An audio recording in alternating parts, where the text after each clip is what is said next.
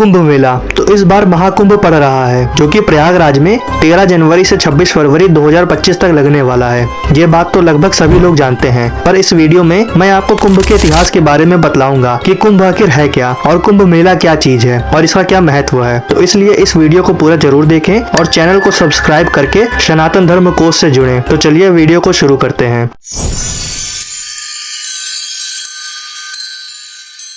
तो सबसे पहले हम कुंभ और कुंभ मेले के शब्द को समझते हैं कि कुंभ और इसके साथ जुड़े हुए मेले शब्द का क्या अर्थ है, क्योंकि इसके अर्थ में ही हमें इसके इतिहास का वर्णन मिल जाता है। और वह वर्णन कुछ इस प्रकार है कि कुंभ एक संस्कृत का शब्द है जिसका अर्थ होता है कलश, और कुंभ मेले के शब्द में कुंभ वही कलश है जो समुद्र मंथन में मंथन के समय धन्वंतरी देव अपने साथ अमृत कलश लेकर निकले थे, जिसे पाने के लिए राक्षसों और देवताओं में 12 दिनों तक युद्ध हुआ। और उसी युद्ध के दौरान अमृत कलश में से कुछ बूंदे पृथ्वी के 4 स्थानों प्रयागराज, हरिद्वार, उज्जैन और नासिक में गिर गईं। इसीलिए हर 12 वर्षों के बाद एक पूर्ण महाकुंभ मेला लगता है। और मैं यहाँ बता दूं कि देवताओं का एक दिन हम इंसानों के लिए 1 साल के बराबर होता है, जिसे दिव्य वर्ष कहते हैं। मतलब यह है कि देवों का एक दिन हम लोगों के 360 दिनों के बराबर है, क्योंकि अगर आप ज्योतिषी गणना और तिथि आदि के अनुसार दिनों का कैलकुलेशन करेंगे तो हमें 360 दिनों का 1 साल मिलता है। अगर आप तब भी इसमें कंफ्यूज हैं तो आप सभी मेरे इस वीडियो को जरूर देखें, जिसमें मैंने ब्रह्मा जी की एज का कैलकुलेशन किया है। उससे आप देवताओं का एक दिन और हमारे 1 साल के डिफरेंस को समझ लेंगे। तो यही एक कारण है कि पूर्ण महाकुंभ मेला हर 12 साल में लगता है। और अब रही बात मेले शब्द की, तो इसका संस्कृत में अर्थ होता है सभा या बैठक, और ये वही सभा या बैठक है जो हर कुंभ मेले में आए हुए लोगों की भीड़ है, क्योंकि इसी सभा में लोग अपने अपने भाई बंधुओं के साथ व दूर दूर से आकर पवित्र नदी में स्नान करके अपनी उस भारतीय दिव्य संस्कृति और आस्था से जोड़ते हैं जो युगों से चलती आ रही है। इसी बात को हम ईशा फाउंडेशन के फाउंडर सदगुरु जी के शब्दों से समझते हैं, क्योंकि उन्होंने कहा है कि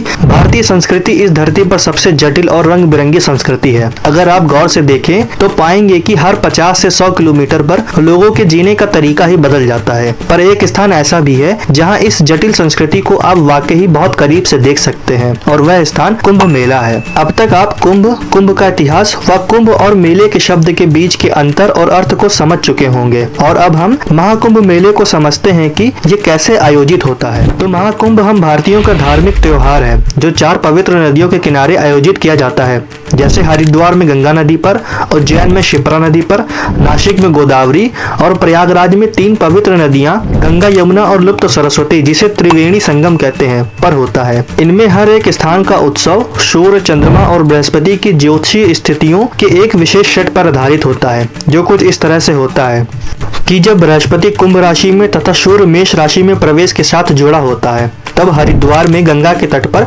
कुंभ पर्व आयोजित होता है। और जब बृहस्पति मेष राशि के चक्र में प्रवेश करता है तथा सूर्य और चंद्र के मकर राशि में आने पर अमावस्या के दिन प्रयागराज में त्रिवेणी संगम पर कुंभ पर्व आयोजित होता है। इसी तरह बृहस्पति एवं सूर्य का सिंह राशि में प्रवेश होने पर नासिक में गोदावरी तट पर कुंभ पर्व का आयोजन होता है, और बृहस्पति का सिंह राशि में तथा सूर्य का मेष राशि में प्रवेश होने पर उज्जैन में शिप्रा नदी पर कुंभ पर्व का आयोजन होता है। अब सबसे आखिर में हम कुंभ मेले के महत्व के बारे में बात करते हैं। वैसे तो कुंभ मेले के महत्व के कई कारण हैं, पर हर 12 साल में आयोजित होने वाले कुंभ मेले का सबसे सत्य और सरल महत्व उसका धार्मिक महत्व है, क्योंकि इसमें कोई संदेह नहीं है कि यह आस्था का सबसे बड़ा समागम है, जिसमें दुनिया भर के लोग भाग लेते हैं और पवित्र नदी में स्नान करके अपनी उस आस्था या विश्वास के साथ जुड़ते हैं जो अनादिकाल से चलती आ रही है।